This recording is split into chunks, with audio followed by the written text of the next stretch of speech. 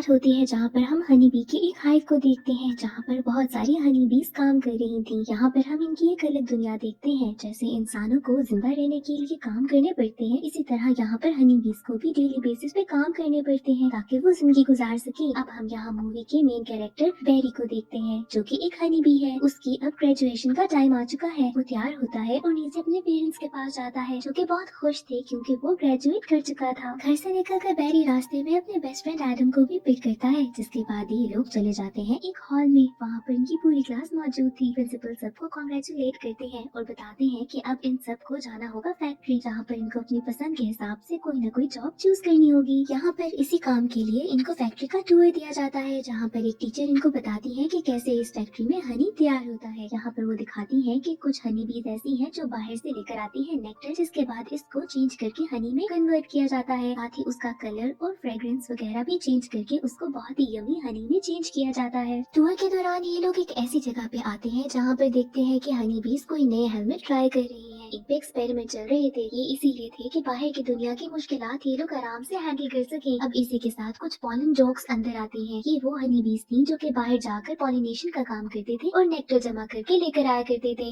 ये सबसे ज्यादा यहाँ के स्ट्रॉन्गेस्ट बीज थे क्योंकि इनका काम सबसे ज्यादा मुश्किल था और बाकी सारी बीज में से सिर्फ चंद ही ऐसी बीज थी जो कि इस काम के लिए सिलेक्ट की जाती थी। बेरी और एडम इनको देखकर बहुत ही ज्यादा इम्प्रेस होते हैं। यहाँ पर कुछ लेडी हनी बीज भी थी जिनके सामने ये दोनों थोड़ी मस्तियाँ करने लगते हैं, शायद उनको इम्प्रेस करने के लिए। फिर यहाँ पर पोलन जॉक्स आते हैं और इनका मजाक उड़ाते हैं। साथ ही इनको कहते हैं कि तुम लोग अगर इतने ही स्ट्रॉन्ग है तो हमारे साथ चलो बाहर, हम भी एक टूर लगा कर आते हैं। और यहाँ पर बेरी थोड़ा ओवर होकर इनकी बात मान भी लेता है। अब रात को जब बेरी घर वापस जाता है तो उसके डैड उससे पूछते हैं कि तुमने कौन सी जॉब अपने लिए सिलेक्ट की है। यहाँ पर बेरी काफी कंफ्यूज था। वो अपने डैड से कहता है कि मैं पूरी जिंदगी एक ही काम नहीं कर सकता और वो भी ये सारा हनी वाला काम। ये बात सुनकर बेरी के डैड बहुत ज्यादा गुस्से में आ जाते हैं और बेरी को कहते हैं कि पूरी जिंदगी मैंने भी हनी का ही काम किया है तो तुम कौन सा नया काम ढूंढना चाहते हो, तुम्हें भी हमारी तरह हनी का ही काम करना होगा। अब अगले दिन एडम और बेरी पहुँचते हैं फैक्ट्री जॉब के लिए। वहाँ पर और भी बहुत सारी न्यू बीज आई हुई थी काम ढूंढने के लिए। एक एक करते सारे जॉब्स के स्लॉट फुल होते जा रहे थे। ये बहुत ही ज्यादा प्रेशर वाला पॉइंट था। अब आती है बारी एडम की जहाँ पर वो बेरी से कहता है कि मुझे कुछ बताओ मैं कौन सी जॉब लूँ। वो पीछे मुड़कर देखता है तो बेरी गायब हो चुका था। बेरी कम्युनिकेट करके बताता है एडम को कि मैं पूरी जिंदगी एक ही जॉब करने से पहले हाइव से बाहर जाकर देखना चाहता हूँ बाहर की दुनिया को। जिसके बाद वो पहुँच जाता है पॉलन जॉक्स के पास। वहाँ का कैप्टन तो पहले यहाँ पर बेरी को मना करता है कि तुम यहाँ पर मत आओ, पर कुछ पॉलन जॉक्स से कहने पर वो बेरी को अपने साथ आने देता है। यहाँ पर कैप्टन उनको जाने से पहले बताता है कि कैसे शायद बारिश होने वाली है जिसकी वजह से तुम लोगों को कोई मसला भी हो सकता है। साथ ही साथ वो इनको इंस्ट्रक्शन देता है कि बाहर की दुनिया के लोगों से बात करना बिल्कुल मना है। इसके बाद बेरी और बाकी पॉलन जॉक्स निकल जाते हैं हाइव से। अब ये पहला एक्सपीरियंस था बेरी का हाइव से बाहर का। वो तो बहुत ही ज्यादा खुश था, उसे हर जगह बहुत प्यारी लगती है। ये लोग पहुंच जाते हैं एक फ्लावर फील्ड में जहाँ पर बहुत ही डिफरेंट किस्म के फूल थे। यहाँ पर बेरी देखता है कि कैसे एक नेक्टर कलेक्टर के थ्रू ये लोग नेक्टर कलेक्ट कर रहे हैं। साथ ही इसको पता चलता है कि पॉलन के थ्रू ये लोग पॉलिनेशन का काम भी करते हैं, जहाँ पर जितने ज्यादा पॉलन होंगे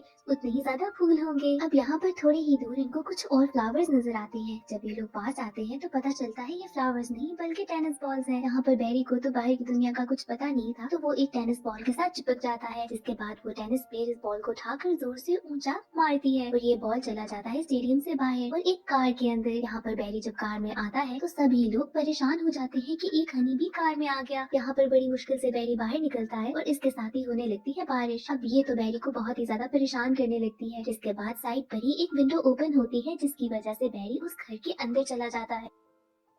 घर में आते साथ ही बेरी एक बल्ब से टकराता है जिसके बाद उसे कुछ समझ नहीं आती और वो एक आदमी की पुटिंग में जाकर गिरने लगता है। यहाँ पर वो आदमी बेरी को देखता है तो जोर जोर से चिल्लाने लगता है। उसे बहुत ही ज्यादा बुरी लगती थी हनी बीज। यहाँ पर वो बेरी को मारने वाला था, पर इससे पहले कि वो कुछ करता उसकी गर्लफ्रेंड वेनिसा आ जाती है जो कि बहुत ही ज्यादा काइंड हार्टेड थी। वो अपने बॉयफ्रेंड को रोकती है और बेरी को उठाकर बाहर रख देती है। यहाँ पर बेरी बहुत ही ज्यादा इम्प्रेस होता है वेनिसा से कि कैसे उसने उसकी जान बचा ली है। बेरी सोचता है कि उसे इस लड़की का थैंक यू तो कहना ही पड़ेगा। जिसके बाद वो मौका देखता है कि जब वनीसा अकेली हो। यहाँ पर वनीसा किचन में थी कि बेरी अंदर आता है और उसे हाय बोलता है। अब खुद ही सोच ले, एक इंसान को अगर एक हनी भी बोलते हुए दिखाई दे तो वो क्या करे। यहाँ पर वनीसा बहुत ज्यादा घबरा जाती है और अजीब सा बिहेव करने लगती है। उसे तो पहले यकीन ही नहीं आता कि एक हनी भी उससे बात कर रही है। जब उसे रियलाइज होता है कि ये बेरी ही है तो वो थोड़ा संभलती है। यहाँ पर बेरी उसे थैंक यू बोलता है। इसके बाद वो जाने लगता है तो वनीसा उसे कॉफी की ऑफर करती है। जिसके बाद ये दोनों दोनों बाहर टेरेस पर बैठकर कॉफी पीते हैं और एक दूसरे को जानने लगते हैं और बहुत ही अच्छे फ्रेंड्स भी बन जाते हैं। पेरी अगले दिन जब घर वापस जाता है तो हाइव में वो एडम से मिलता है, जिससे वो हर बात एक्सप्लेन करता है। एडम इसके बाद कहता है कि ठीक है, अब तुमने बाहर की दुनिया तो देख ली, तो अब मेरे साथ जॉब कर लो। लेकिन यहाँ पर पेरी उसे कहता है कि नहीं, मैं ये हनी वाला काम नहीं कर सकता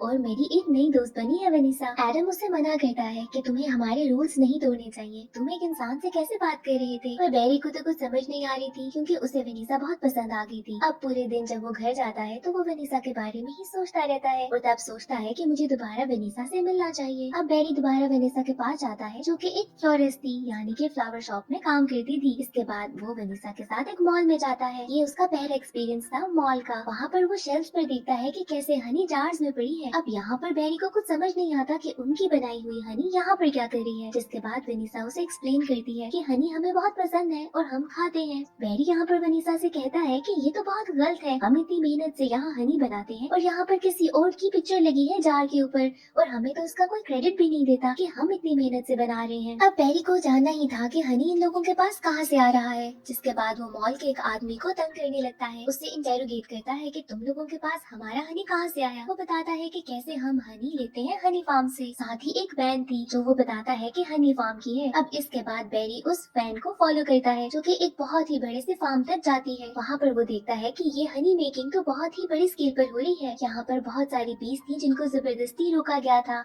और उनसे उनका बनाया हुआ हनी लिया जा रहा था। यहाँ पर बेरी कुछ पिक्चर्स ले लेता है और घर आकर अपने पेरेंट्स को दिखाता है कि कैसे ये लोग हमारा हनी चुरा रहे हैं। अब उसके पेरेंट्स कहते हैं कि ये सारी अफवाह है, इन बातों पे यकीन ना करो, पर अगर ऐसा सच है भी तो हम बीज क्या कर सकते हैं, वो तो इंसान है और हम मामूली सी बीज। यहाँ पर बेरी कहता है कि हम कुछ न कुछ तो जरूर करेंगे, यहाँ पर तो हम उनको काट भी सकते हैं। इसके बाद वो नेक्स्ट डे जाता है वनीसा के पास और कहता है कि मैं केस करना चाहता हूँ इंसानों के अगेंस्ट कि वो हमारा हनी चुरा रहे हैं। इस न्यूज को बहुत ही ज्यादा कवरेज मिली थी और ऐसे ही करते करते वो दिन आ जाता है जब ये सारे लोग चलते हैं कोर्ट में। वहाँ पर बेरी कर रहा था रिप्रेजेंट सारी हनी बीज को। यहाँ पर एडम, वनीसा और बाकी काफी हनी बीज भी थे। दूसरी तरफ हम देखते हैं कि एक लॉयर था जो कि रिप्रेजेंट कर रहा था सारी हनी कंपनीज को। यहाँ पर बेरी बताता है जज को कि कैसे हम हनी बीज इतनी मेहनत से बनाते हैं हनी को और ये सब लोग हमें क्रेडिट दिए बगैर इसको चुरा रहे हैं, ये बहुत ही ज्यादा नाइंसाफी है। दूसरा लॉयर कहता है कि कैसे नेचर की हर चीज हमें इस्तेमाल करने के लिए ही मिली है और हमें हर चीज को यूज करना चाहिए। बट पहला दिन बेरी के लिए बहुत अच्छा चलता है, उसे बहुत ही ज्यादा सपोर्ट भी मिलती है काफी इंसानों की। ऐसे ही अब इस केस के बाद वो चलते हैं वनीसा के साथ डिनर करने के लिए। जहाँ पर वो वनीसा के घर पे था तो उसका बॉयफ्रेंड आ जाता है। यहाँ पर जब वनीसा अपना खाना बना रही थी तो उसका बॉयफ्रेंड यहाँ पर बताता है बेरी को कि उसे हनी बीज बहुत ही बुरी लगती है। अब बेरी चलता है वॉशरूम में तो उसी के पीछे आ जाता है वनीसा का बॉयफ्रेंड।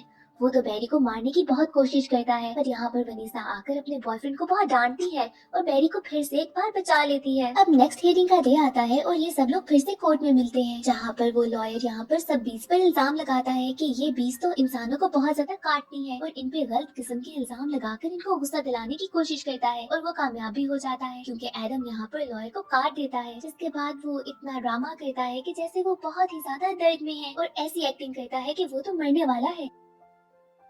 यहाँ पर सबको पता चलता है कि जब हनी भी किसी इंसान को काटती है तो वो खुद भी बहुत ज्यादा जख्मी हो जाती हैं और एडम के साथ भी बिल्कुल ऐसा ही होता है। वो इतना बुरी तरीके से बीमार होता है कि हॉस्पिटल पहुंच जाता है। अब बेरी कोर्ट में सबको बताता है कि कैसे हनी फार्म में उसने देखा था कि हनी बीज को बहुत ही जहरीली किस्म की गैसेस दी जा रही थी जो उनके लिए बहुत ही ज्यादा खतरनाक है। वो जज से कहता है कि इस सब को रोका जाए क्योंकि हनी बीज के लिए ये बहुत ही ज्यादा खतरनाक चीज है और इसी तरीके से ऐसी बातों से वो केस जीत भी जाता है। एंड टाइम पे यहाँ पर लॉयर उसे जाते हुए कहता है कि तुम नेचर के खिलाफ कुछ कर रहे हो और ये तुम्हारे लिए ठीक नहीं होगा। इसके नेक्स्ट डे ही सारे हनी फार्म्स को बंद कर दिया जाता है और बाजार में जितने भी ऐसे प्रोडक्ट्स थे जिसमें हनी थी उन सबको बैन कर दिया जाता है। अब ऐसे ही हनी फार्म से सारी बीज भी आजाद हो जाती हैं और उनको उनका हनी वापस कर दिया जाता है। अब इसका एक फायदा ये था कि सारी हनी बीज को काम नहीं करना पड़ता, वो ना पॉलन का काम करती है और ना ही नेक्टर कलेक्ट करने का। सबकी सब हनी बीज आराम करने लगती है और हम देखते हैं क्योंकि पॉलन का काम नहीं हो रहा था तो आहिस्ता आहिस्ता करते करते सारे फ्लावर्स मुरझा रहे हैं और नए फ्लावर कोई भी नहीं निकल रहा। अब क्योंकि फ्लावर्स खत्म हो रहे थे तो वनीसा को अपनी फ्लावर शॉप भी बंद करनी पड़ती है। बेरी नोट करता है कि उनके पास इतना ज्यादा हनी होने के बाद भी सारे हनी बीज खुश नहीं। वो वनीसा के पास आता है और उसे बताता है कि पता नहीं ऐसा क्यों हो रहा है। जिसके बाद वनीसा उसे बाहर की दुनिया एक बार फिर से दिखाती है कि कैसे देखो सारे दरख्त मुरझा गए हैं और कोई भी नया फ्लावर नहीं निकल रहा क्योंकि तुमने पॉलिनेशन का काम रोक दिया और शहद बनाना छोड़ दिया था। इसके बाद बेरी को छोड़कर वनीसा कहीं जाने लगती है। बेरी उसे पूछता है कि तुम कहाँ जा रही हो। वनीसा उसे बताती बताती है कि एक लास्ट फ्लावर परेड हो रही है, क्योंकि अब दुनिया के सारे फूल तो मुरझा चुके हैं, तो ये लास्ट मौका है कि मैं फ्लावर्स को देख सकूं। अब यहाँ पर बेरी को एक आइडिया आता है। वो वेनिसा को रोकता है और बताता है कि फ्लावर परेड में तो बहुत सारे फ्लावर्स होंगे और उनमें पॉलन होगा। हम अगर इन फ्लावर्स को चुरा ले तो उसका पॉलन लेके दोबारा से पॉलिनेशन का काम कर सकते हैं और दोबारा से सारे फ्लावर्स निकल आएंगे। अब वेनिसा इस आइडिया से बहुत खुश होती है, जिसके बाद ये दोनों छुप कर जाते हैं फ्लावर परेड पे। वहाँ पर ये लोग एक फ्लावर की बहुत बड़ी सी बास्केट को चुरा लेते हैं। इन फ्लावर्स को चुरा कर ये लोग एक प्लेन में लेके जाते हैं, जहाँ पर ये लोग आराम से जा रहे थे कि यहाँ पर पायलट अनाउंस करता है कि कैसे मौसम ठीक नहीं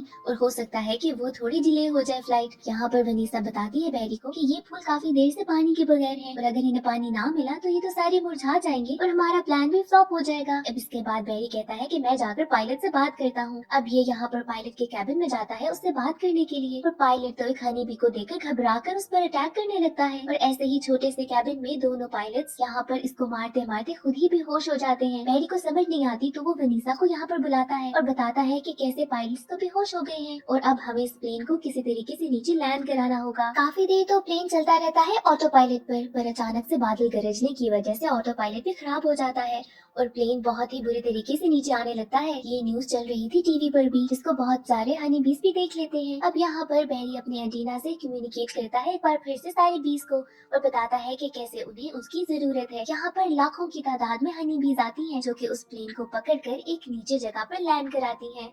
यहाँ पर नीचे भी काफी हनी बीज एक फ्लावर की तरह का निशान बनाकर उनका वेट कर रहे थे, जिसके बाद बेरी इन लोगों को लैंड कराने में मदद करता है और ये प्लेन सेफली लैंड हो जाता है। इसके बाद बेरी सारी की सारी हनी बीज को बताता है कि कैसे हम ही हैं जो कि दुनिया में हनी बनाते हैं और पॉलिनेशन का काम भी सिर्फ हम ही करते हैं। अगर हम ये काम ना करें तो दुनिया तो बिल्कुल रंगों से फारिग हो जाए। इसके बाद वो सबको बताता है कि कैसे मैं कुछ फ्लावर्स लेकर आया हूँ और अगर हमने इसके पॉलिनेशन का काम ना किया तो दुनिया बिल्कुल महरूम हो जाएगी फूलों से। जिसके बाद सारे हनी भी एग्री करते हैं और वो सारा पॉलन लेके जाते हैं और फिर से पॉलिनेशन का काम होता है। इसके बाद हम देखते हैं कि कैसे आहिस्ता आहिस्ता सारे फूल फिर से निकलने लगे हैं।